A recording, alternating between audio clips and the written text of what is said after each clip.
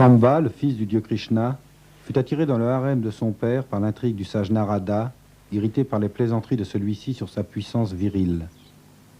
Krishna, trompé par les apparences, frappa son fils de sa malédiction. Aussitôt, le corps harmonieux de Samba fut recouvert par la lèpre. Samba put cependant prouver son innocence, mais trop tard, le sort était jeté. Après 12 ans de mortification et de dévotion au dieu soleil, Samba eut une vision du dieu qui lui demanda de construire un temple en son honneur et le cura de sa maladie.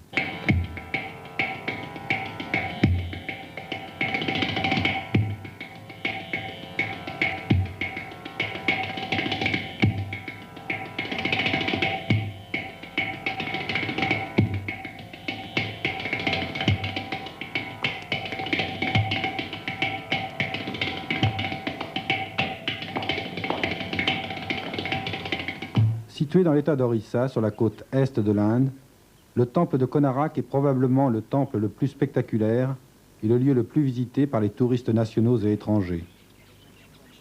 Il est appelé aussi la pagode noire, en raison de la forme de son toit et de sa masse sombre. Au XVIIIe siècle, il servait de repère aux marins remontant le golfe du Bengale pour aborder Calcutta.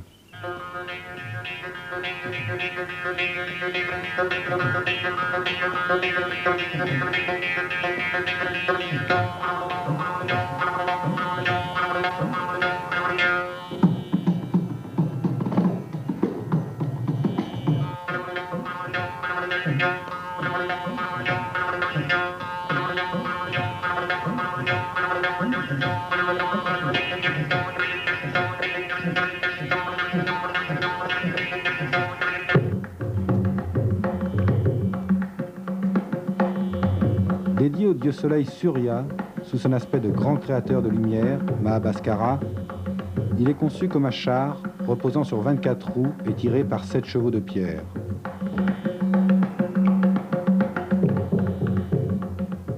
Konarak fut construit par le roi Narasimha-deva Ier au milieu du XIIIe siècle pour célébrer ses campagnes victorieuses contre l'envahisseur musulman. Plus de 12 000 personnes participèrent à sa construction et 12 ans furent nécessaires à son achèvement. Comme le temple Lingaraj de Bhubaneswar, à quelques dizaines de kilomètres de là, construit au XIe siècle, ou le temple Jagannath de Puri, ces plans obéissent aux anciens canons architecturaux qui ont déterminé sa structure et ses proportions. Ils marquent l'apogée de l'architecture médiévale hindoue, connue dans le nord de l'Inde comme le style Nagara. Deux parties accolées forment le temple proprement dit. Le Deul, la tour aujourd'hui écroulée, le Saint des Saints qui accueillait les divinités et où officiaient les prêtres, et le Jagmohan, le hall d'attente avec son toit pyramidal de 3 étages. Dans une troisième partie, le Nath Mandir, le hall de danse toujours annexé aux 2 premières, se produisaient les Devasis, les danseuses sacrées du temple, à l'occasion des grandes fêtes religieuses.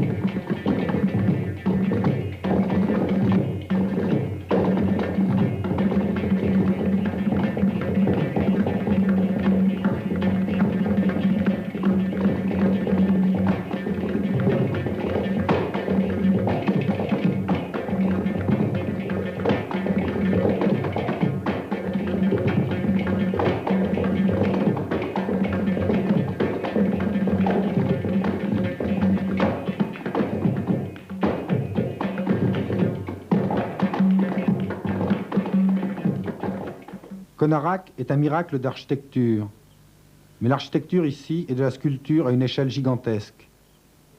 En effet, il n'est pas un centimètre carré de sa surface qui ne soit sculpté comme une fine dentelle, mettant en valeur les bas-reliefs, les hauts-reliefs et les statues innombrables.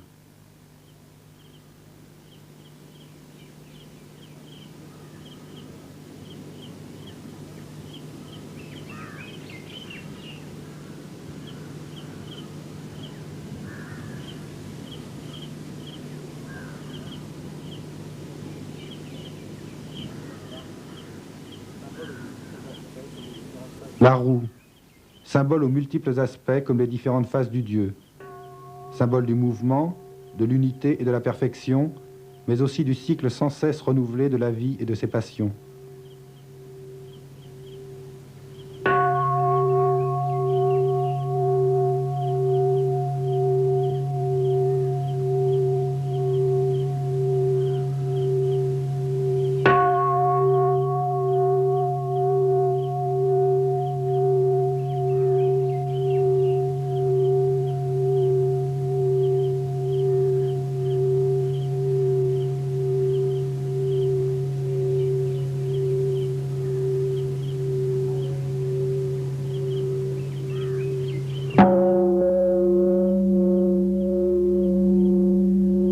Le char du soleil repose sur 12 roues de chaque côté.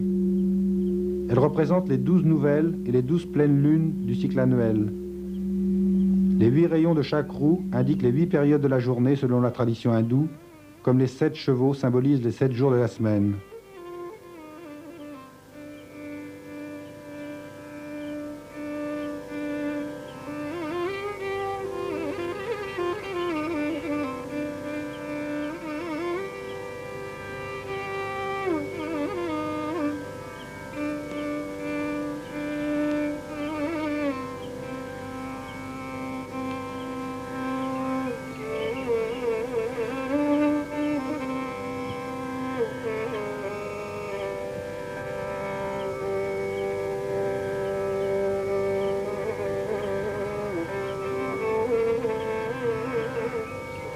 À Konarak, la passion trouve son expression totale, sans fausse honte ni détour métaphorique. La passion a ses racines dans le sexe.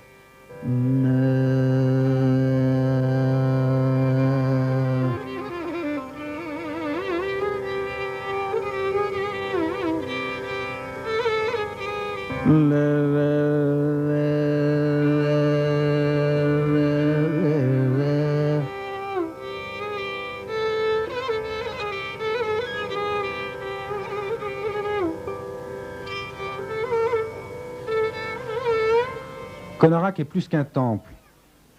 C'est aussi le testament d'une époque qui évoque la parade sans fin des activités humaines.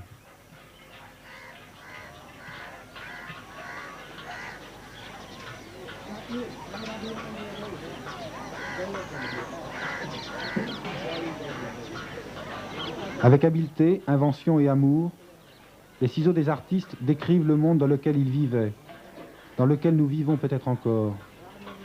La peine du travail quotidien des pauvres, le luxe et l'opulence des nobles et des riches, les réceptions et les chasses de la cour, la tranquillité et le confort des temps de paix et les violences de la guerre.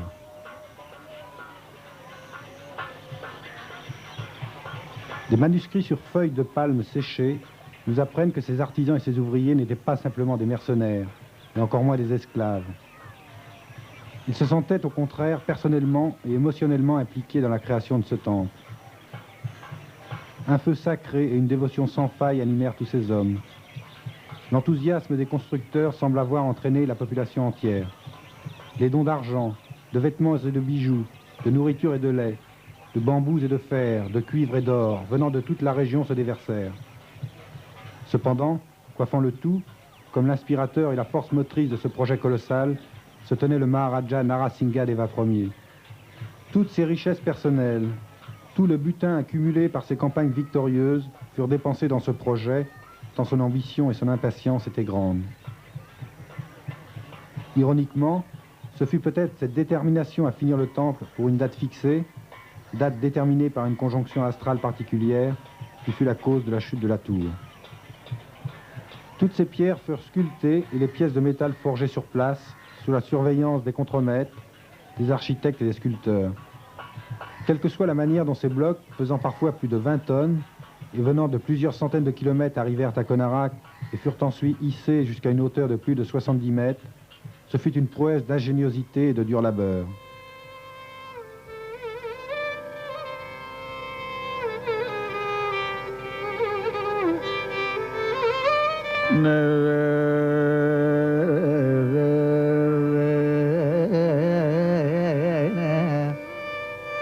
Au XIIIe siècle, époque de la construction du temple, le culte des tantras était très répandu dans tout l'est de l'Inde. Le tantrisme, contrairement à la religion orthodoxe qui prêchait l'abstinence et le célibat, revendiquait, entre autres, l'expérience sexuelle comme technique de révélation.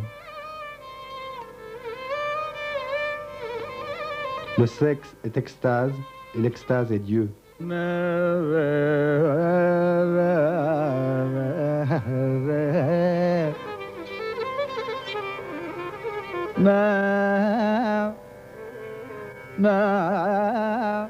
Le sexe est un besoin, un acte et un symbole. Comme besoin, il donne naissance à une énergie, à une passion dont nous avons tous l'expérience. Certains la gaspillent, d'autres la maîtrisent et canalisent cette force dans des fins plus spirituelles, d'autres encore la répriment. Comme acte, le sexe est le premier mouvement de la création, et la création est un jeu de cause et d'effet.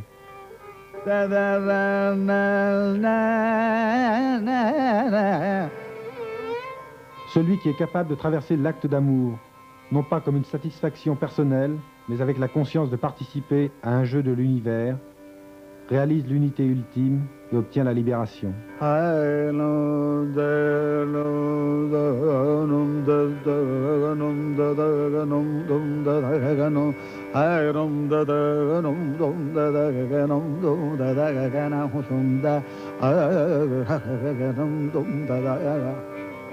Finalement, comme symbole, le sexe représente l'acte d'union, union de la matière et de l'esprit, du microcosme et du macrocosme, de l'humain et du divin. C'est sans doute à ce niveau symbolique que le temple de Konarak peut être le mieux compris. Les dragons, les gargouilles, les figures mi-animales, mi-humaines, les dieux et les déesses, les couples enlacés sont toutes les expressions symboliques d'un système religieux. Elles ne sont que la description de principes psychologiques ou ontologiques de la pensée de l'homme.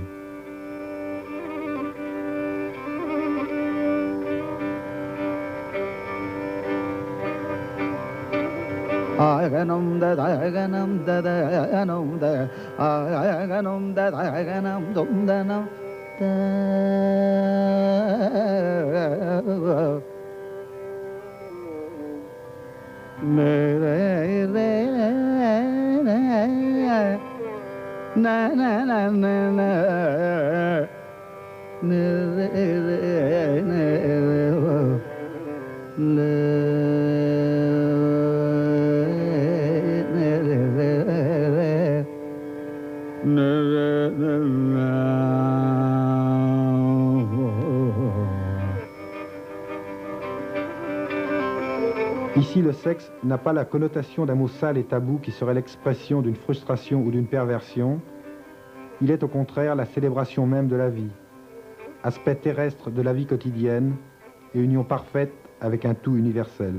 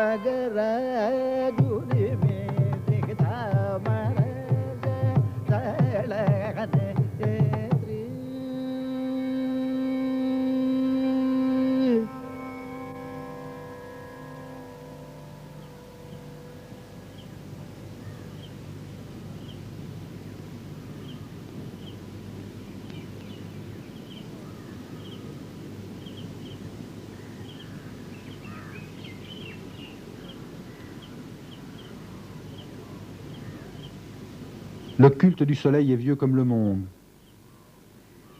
Avec lui, la vie et les activités humaines s'éveillaient. Et, quand il se couchait, le monde retournait au repos. L'homme primitif, émerveillé par sa splendeur et son pouvoir, le regardait comme la source de vie, l'essence même de l'existence.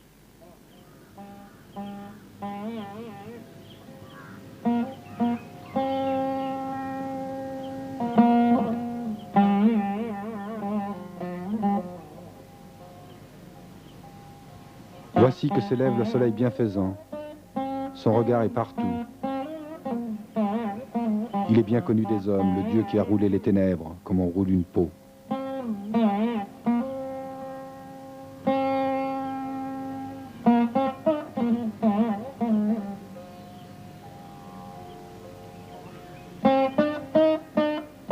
Cependant, au XIIIe siècle, quand Konarak fut construit, la religion hindouiste était devenue plus introspective.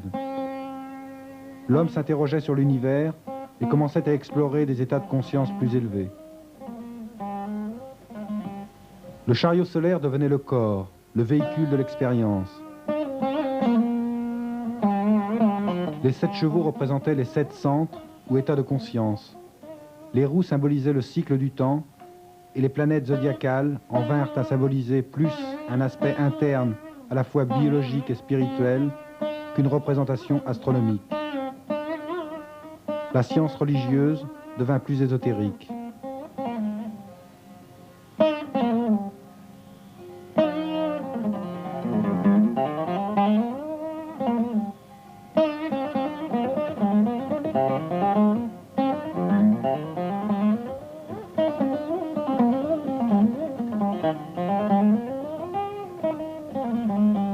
Voici que s'élève l'animateur des êtres, le grand emblème ondoyant du soleil. Il va faire tourner la roue, toujours la même.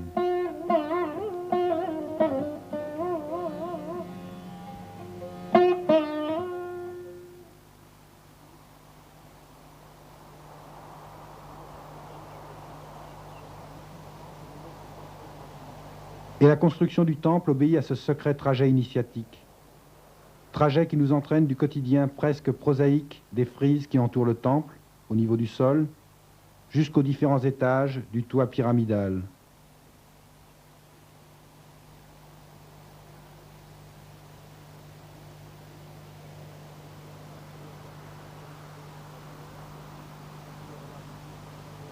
Là, sous le regard des dieux protecteurs et créateurs, les apsaras, les gandharvas, les nymphes et les musiciens célestes font entendre une musique aérienne qui chante leurs louanges.